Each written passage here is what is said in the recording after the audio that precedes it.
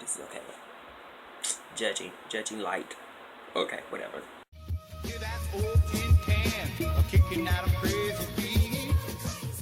What is going on, guys? This is me, Troy, and I'm here again with another video. Thank you to everybody who recently commented, liked, and subscribed. Thank you so much. I popped my phalange here. Oh, I was thinking a bird. I'm sorry. But thank you everybody who recently commented, liked, and subscribed. Extra shout out to those who are newly subscribed. Anyway, I'm here to share some books that you guys who have watched some of my videos related to cozy mysteries have recommended. So per my series of videos, cozy mysteries that I'm adoring, those that I'm fencing, and those that were canceled by ABC and CBS and TBS and whatever else network is out there. This is a list of 5 books, one really isn't a cozy, that you guys have recommended to me, encouraged me to read, inspired me to read. And I also have to say that two of these were recommended by other booktubers and 2 not. So I'm going to put a link to the channels down below related to whoever was a booktuber who recommended me. You know what I'm trying to say. Like, come on. You know what I'm trying to say. So let's get into this. So the first book is actually Heather Blake's It Takes a Witch. Someone who watched one of my videos recommended this to me, and I always wanted to read this book. From a trickle-down standpoint, I read Madeline Alt's Bewitching series. I only have the last 3 books in that series to read, and this, like I said, trickling down, this kind of got recommended to me at some point. But anyway, It Takes a Witch is finally in my hands. I'm excited to read it because I love, just like the person who left the comment recommending the book, I love mysteries, or the thing I like about cozies, which I have to say is it boils down to the different hooks. They have different elements, the things, and varieties and variables that you can get into. Like, like I said before, the yoga hook, the knitting hook, the witching hook. I like those different hooks plugged into the mystery. So this, of course, is going to be something that I really will enjoy reading because I love to read about magic spells and subtlety with magic spells as well, which is why I like this series so much. So It Takes a Witch is finally here. It follows the story of 2 sisters who are Darcy and Harper, who learn from their aunt Velma that they are not witchcraft, but they're wishcraft. So they have this, I guess you could say, this arcane ability to grant people's wishes. And then when you plug in the murder mystery, per the synopsis, a wannabe witch is ended up strangled to death. I know we're getting deep here. We're getting deep in cryptic and forensic science here, okay? And the first 48. But another witch, a wannabe witch, is found strangled by their aunt's scarf, which of course implicates their aunt into the crime, into this particular murder. So these 2 sisters have to come together to clear their aunt's name as well as find out who the culprit is. Cozy mysteries will take you there. It's just it's not as, the violence is not as prevalent on stage. But I am excited to read this. Girl, it's, when I even just kind of think about this, it's kind of weird. You know what I'm saying? Like, when I really think about it, it's like, okay, I guess we're gonna go there. So the next book is Scene of the Climb by Kate Dyer Seeley, and girl, let me tell you. Well, first of all, this was something that Angie Rose had presented on her channel. I think that she unhauled this, but what captured my attention is, I want to see if you guys can guess. Like, look at the cover.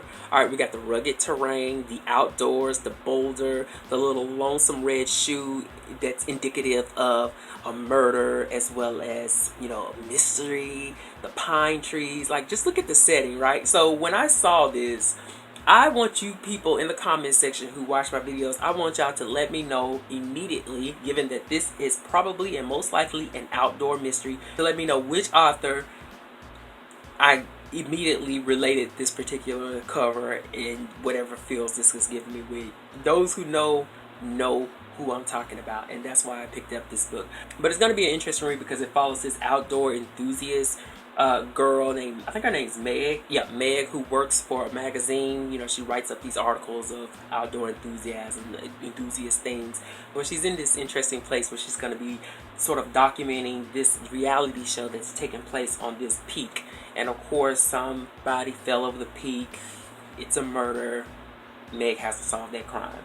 Now, the singular drawl in this kind of made me pulling back is the reality show thing. As much as I love the cozy mysteries and all those different elements and variables that I mentioned earlier, mysteries that have to do with like the entertainment industry, like the music and Hollywood and stuff like that, they kind of, I don't know what it is about those kind of mysteries that just make me cringe. I don't know what it is. So we're going to be reserved here. We're going to keep those reservations at the bay. I'm just looking forward to a really good outdoor mystery because I love outdoor mysteries.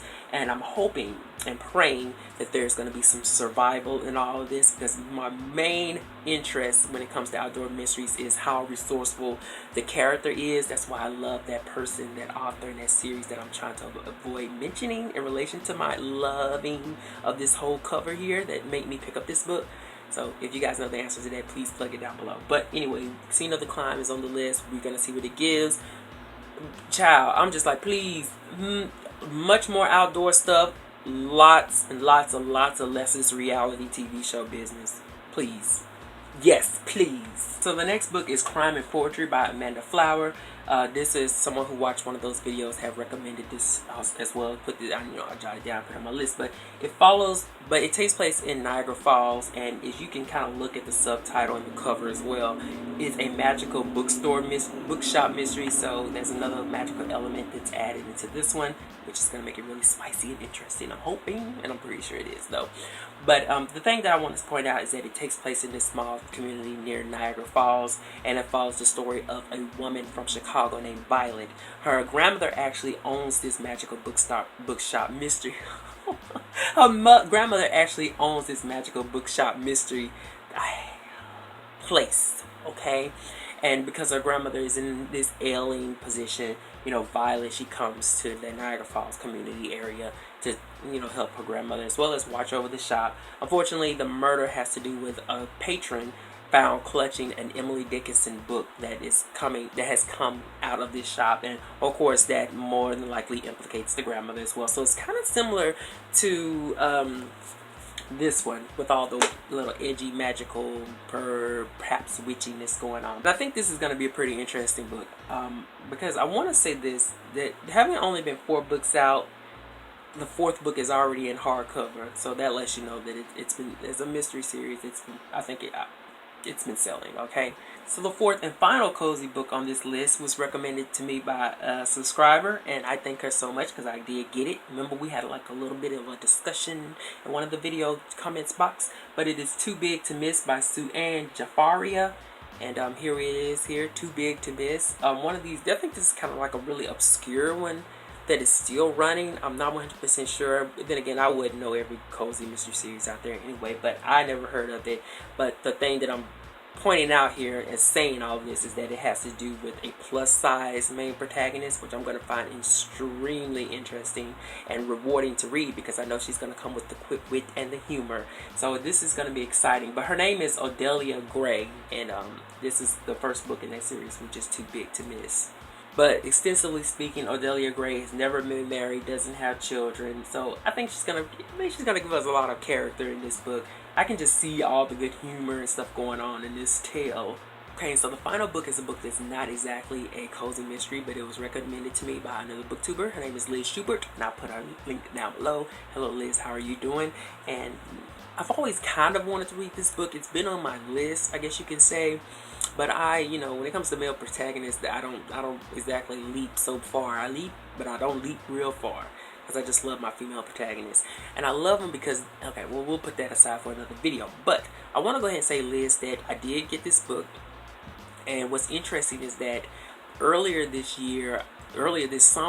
past summer, I read the first 3 books in Tony Hillerman's book, series, his long Leaphorn series. Leaphorn is Native American. The Tony Hillerman series takes place on a Native American reservation, somewhere in the Midwest. We're talking desert, acrid, dry air, a lot of customs and spirituality, all this stuff roll into one with the mystery and culture as well. And I enjoyed those first 3 books. Now I will say this, that what I enjoyed most about the Leaphorn series is Tony Hillerman knows how to put together, the mysteries are kind of okay, but the exciting part to me is the 3rd act of all of those books, where Tony Hillerman takes his Leaphorn character and lets him plow his way through the desert trying to find the criminal. Those are always good. Those are always fun. I've enjoyed those in all the 3 entries that I've read.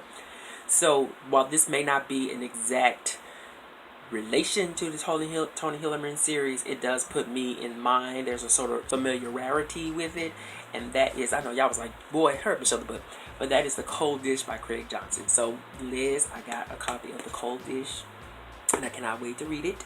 But what Liz said to me, because although I've always kind of wanted to read this, but you know what I said, my reservations were male characters.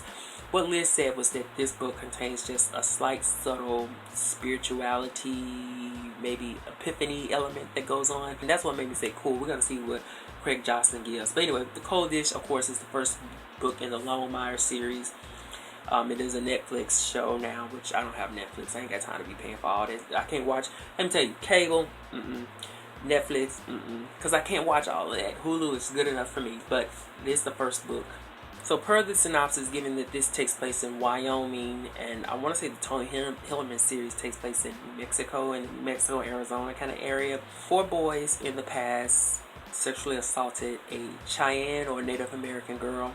And then here we are, flash forward into the future, and that 4 boys are slowly being picked off by someone. And that's where Sheriff Longmire comes in to solve that particular crime. I know I'm skimming all those details there, but The Cold Dish, this looks like it's gonna be good. I'm trying to keep from doing my fanning, my going crazy, but The Cold Dish is on my list. Liz, I got the book. I cannot wait to read it, but I say that about every book, so that's why we'll get to it when we get to it. Alright guys, that is it. I am done. These are the books that I want to share with you guys, that you guys have suggested to me or recommended per my Cozy Mystery Series videos, and of course you can drop some more down below. There's a couple of Cozy Mysteries that I just realized that are out that I'm curious about, and one of them has to do with a garden. I'm going to find out what it is, and I'm going to put it somewhere, okay? And I want you guys who have read it and ended up crossing paths with this video to let me know what you think about this, because this cover is so pretty, but my bookstore only has the 2nd and 3rd book, and I really kind of want to read this series because it looks so cute. But anyway, that is it, guys. I'm going to go. See y'all in the flip side, you know what I'm saying.